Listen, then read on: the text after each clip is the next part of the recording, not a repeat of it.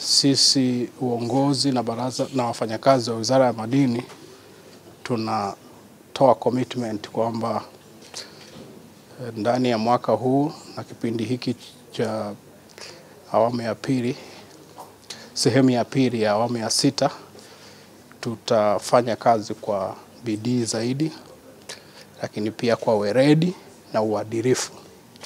Na kazi yetu sisi viongozi ni kuwasimamia wafanyakazi wenzetu ili tuhakikishe kwamba malengo hayo yaliyokusudiwa yanafikiwa.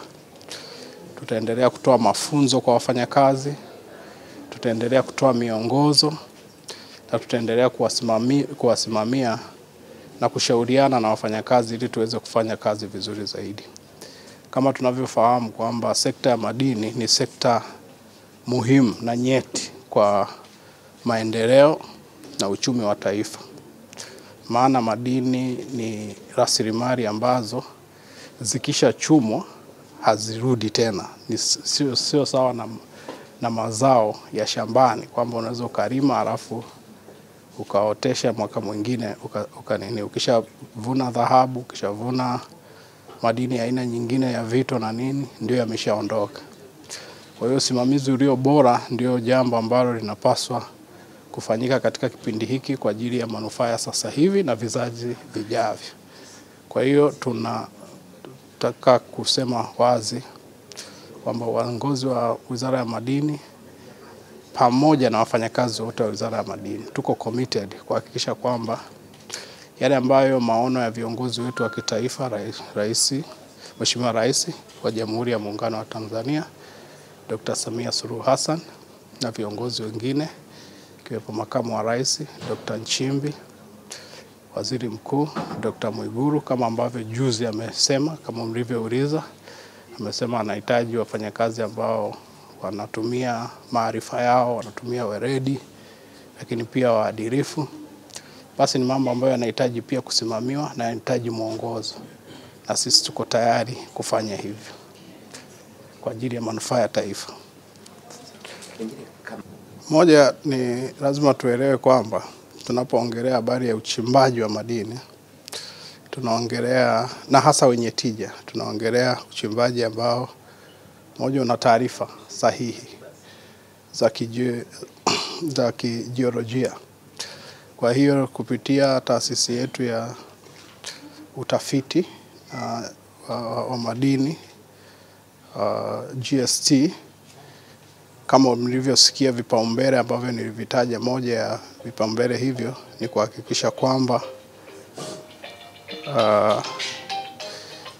ni kuhakikisha kwamba nchi inapimwa na maeneo yanakuwa yanafahamika kwamba maeneo haya ndiyo yenye madini, ili watu wanapokwenda kuchimba, wawe wachimbaji wadogo, wachimbaji wa kati au wachimbaji wakubwa, wasiende kwa kubahatisha, na hivyo kuwasababishia kupoteza nguvu, kupoteza muda na kupoteza mitaji ya rasilimali watu.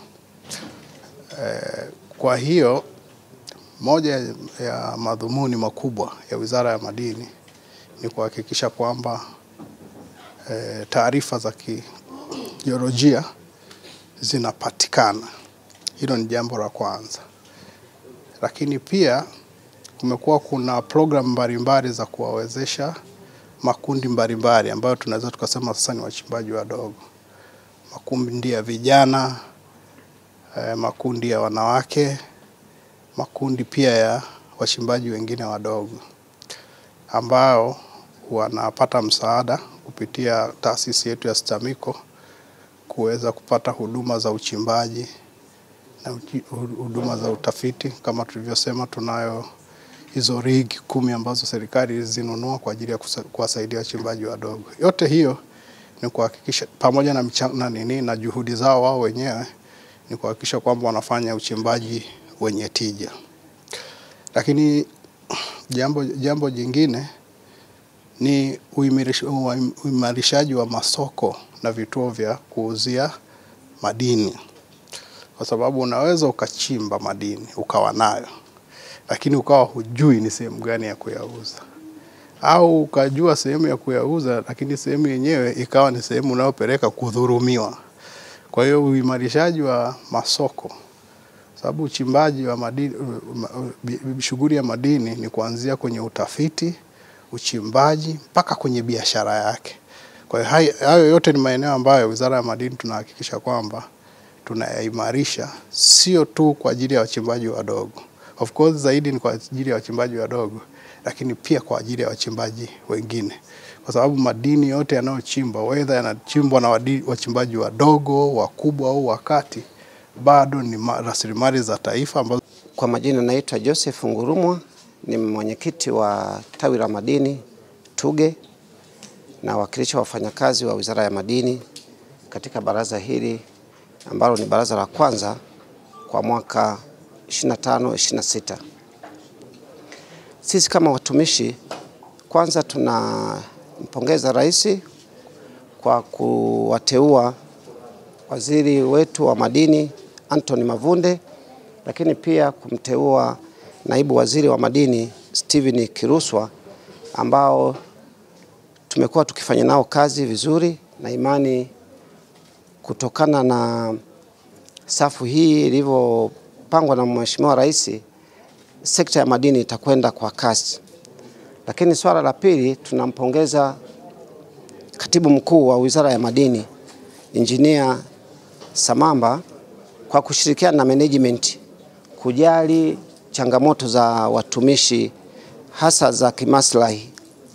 Lakini vile vile sisi kama watumishi bado tunahitaji management tusaidie hasa kwenye mambo mazito. Kwa mfano, watumishi wanapokuwa wanahitaji kutibiwa nje ya nchi, bado tunaomba serikali isaidie ili mtumishi aweze kupata matibabu. Lakini vile vile sisi kama watumishi bado kuna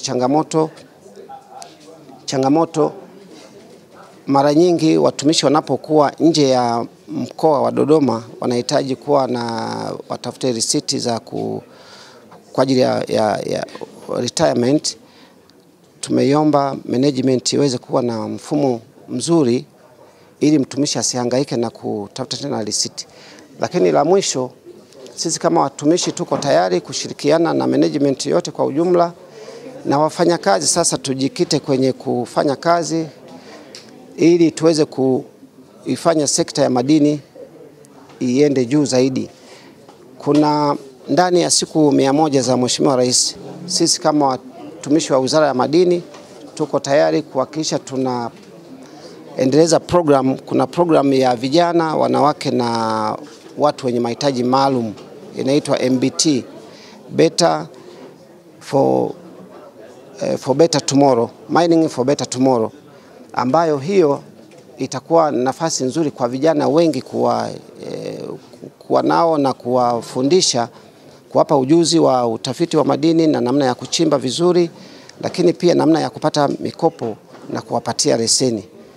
Mheshimiwa Mwenyekiti, leo ni kikao cha baraza la wafanyakazi. Baraza la wafanyakazi ni chombo ambacho kinatengeneza mazingira shirikishi kwa kila mtumishi sehemu ya kazi. Chombo hiki, Mheshimiwa Mwenyekiti, kinatokana na makubaliano ambayo yanaingiwa na chama cha wafanyakazi dhidi ya mwajiri. Hivyo ni chombo ambacho kinatokana na uwepo wa chama cha wafanyakazi. Hivyo kimsingi, kama hakuna chama cha wafanyakazi, automatically hatuwezi kuwa na baraza la wafanyakazi. Hivyo ni muhimu sana kwa watumishi wote wa wizara kuhakikisha kwamba tunakitumia chombo hiki vizuri, hasa kwa kujiunga na chama cha wafanyakazi ili tutengeneze umoja ambao hautetereki. Chama cha wafanyakazi kazi yake ni kuhakikisha kwamba kinalinda na kutetea haki mbalimbali, haki ambazo watumishi wengine wanashindwa kuzitambua. Basi chama cha wafanyakazi kinakuwa cha kwanza kuweza kutoa njia